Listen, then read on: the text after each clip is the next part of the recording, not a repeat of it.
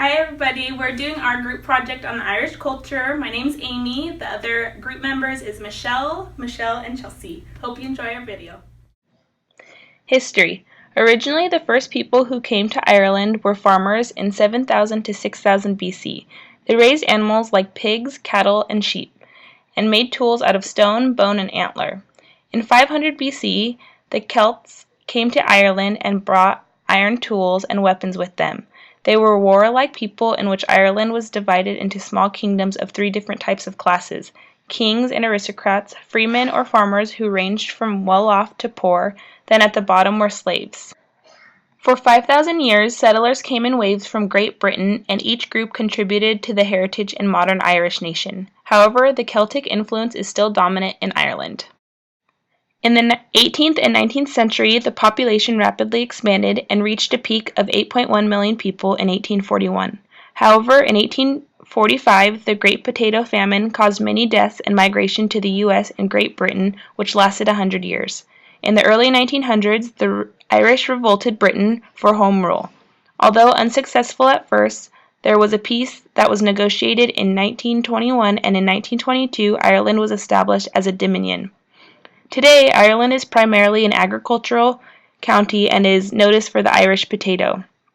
Their industry is flourishing, and mining is increasing in importance due to the discovery of lead, zinc, silver, and copper deposits.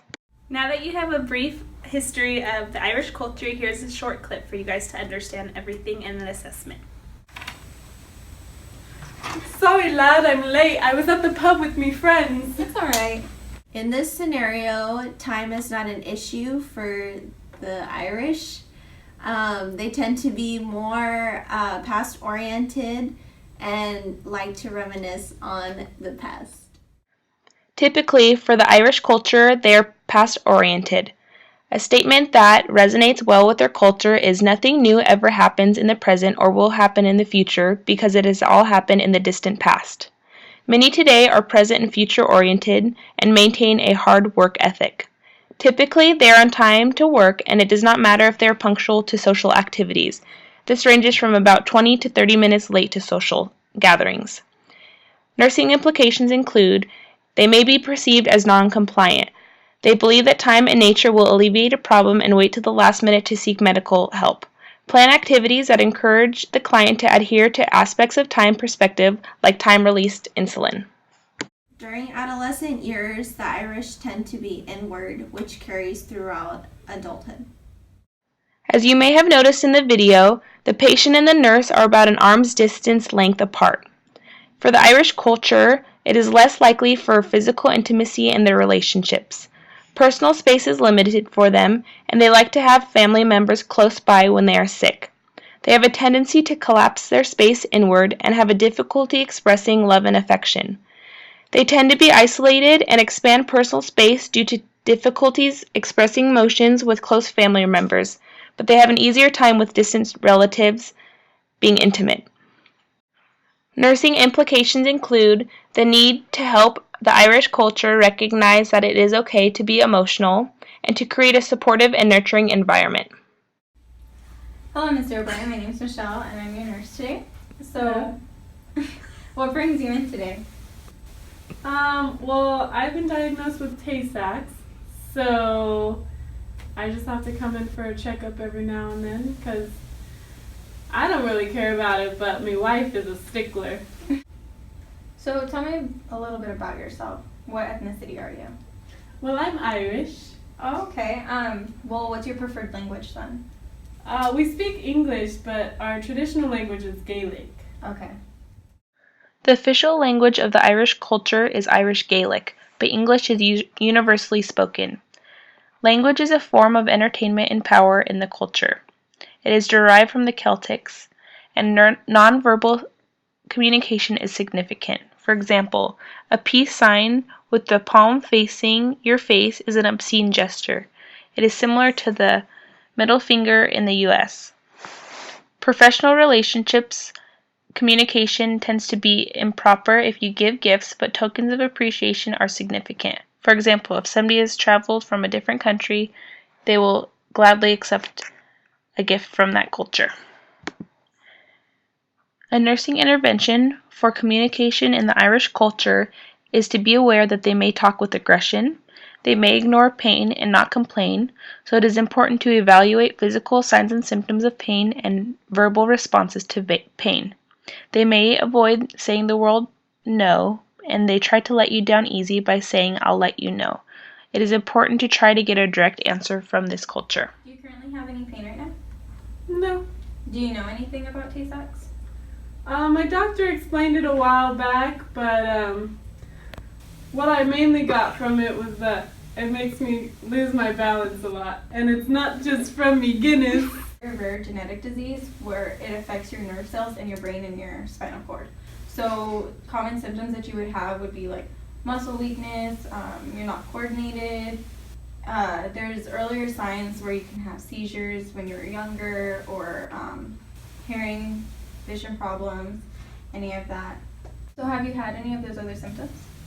Well, I've noticed a loss in my vision quite a few times, and sometimes I don't hear as good as I used to. Okay, and do you usually get checkups for that? Yeah. Okay.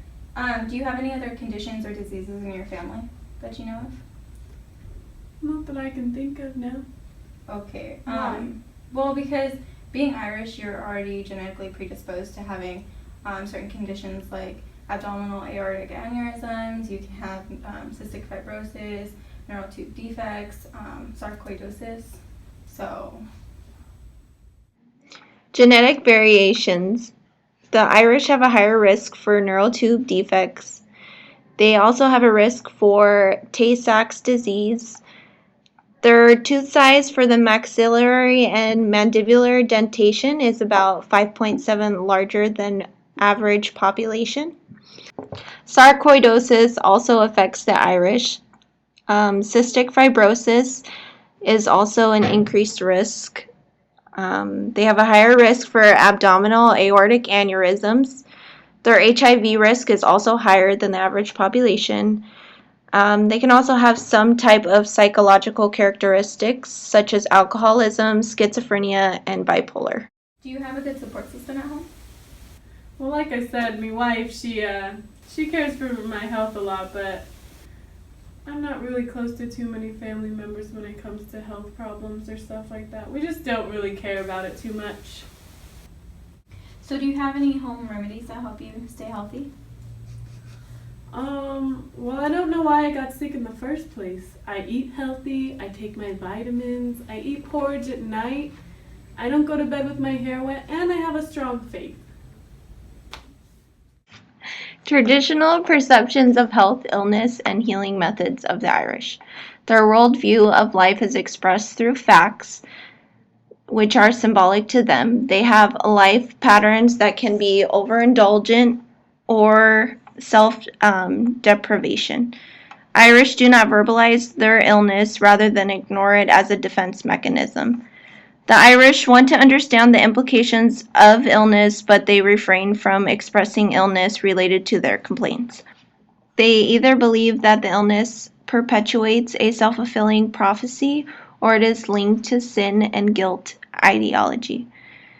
They believe that flesh is weak and individuals are more likely to sin, which is reinforced by localizing pain in the ears, eyes, nose, and throat. These areas are a symbolic reflection of the more immediate source of sin and guilt. Continuing on the traditional perceptions of health, illness, and healing methods, they believe that doctors should only be seen in emergencies. They often use home treatments. They use folk medicine that is perceived as neutral health practices, meaning they neither produce benefit or harm. Some examples of practices or methods they use are tying a bag of camphor around the neck to prevent flu, closing closet doors to prevent evil spirits from entering the body. They also believe in getting a lot of sleep is beneficial. Eating good foods, taking vitamins, and having a balanced diet is all important in staying healthy. One also must be goal-oriented and nurture a strong religious faith. positive thinking, and these helpful practices contribute to the Irish's optimal wellness. Nursing implications. We can use preventative techniques to maintain optimal wellness and prevent illness. We can also develop a sense of alleviating factors towards a patient. Nurses should also keep in mind philosophical beliefs and attitude play a major role in health and wellness in the Irish population. Do you have any concerns that you would like to talk to me about while you're here?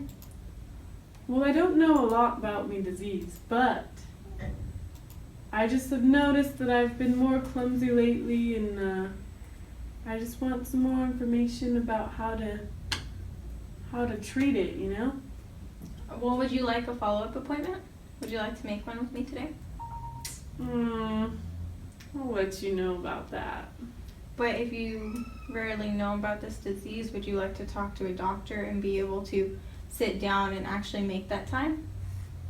Maybe. The Irish culture tend to interact with healthcare providers by hiding their pain. As a nurse, it is important to assess the pain among this population because they tend to ignore it. They also have a hard time explaining what type of pain it is, and they tend to expand a lot on their illness, so it is important to give them enough time to explain themselves. They tend to avoid the word no, and instead they use the words like "I'll let you know." As a nurse, you need to use open-ended questions to get valuable information and to provide culturally congruent care. It's important to make a follow-up with your doctor so he can better explain more than I can what Tay-Sachs disease is, how you can prevent it from getting worse, what you can do at home, because you guys, knowing your ethnicity, I know that you guys like to wait until last minute for things, and so it's important to know like the signs and symptoms and what is considered an emergency when you need to go in. And given that, like as a nurse, we'll do our best to accommodate you and your needs. Sounds good. In conclusion, the biblical standpoint in the Irish culture and the U.S. standpoint is very similar. The U.S. contains various amounts of religion, which include a main one, which is Catholicism. The Irish culture, 88.4% of the population is Catholic. Christianity is believed to have existed in Ireland before missionary activities of Patrick, the patron saint of Ireland, in the late 5th century. As a nurse, the nursing implications include that religious views take on a paramount importance in maintaining the social integrity of the individual. The nurse should solicit information on religious practices that are deemed essential to the optimal functioning of the Irish American client.